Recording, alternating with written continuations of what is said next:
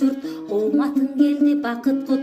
Қайырлам қары жашың ей, қаломды сөзімдік, қылымдар келген айтылып, ошол қырғыздың қымбат атылық.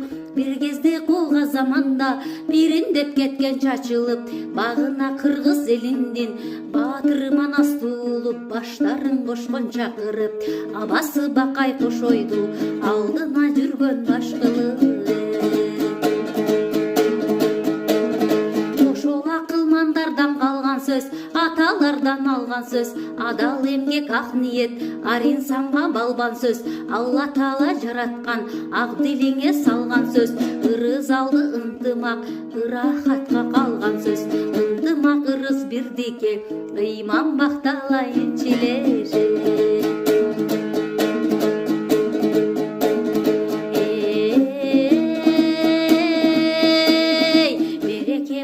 Бирдикти топтош турган ынтымак, бетме бет каршылашкандыңа достош турган ынтымак, акыйкатты чындыктыңа окшош турган ынтымак, бейбаш бир бейжай жаңжалды токтот турган ынтымак.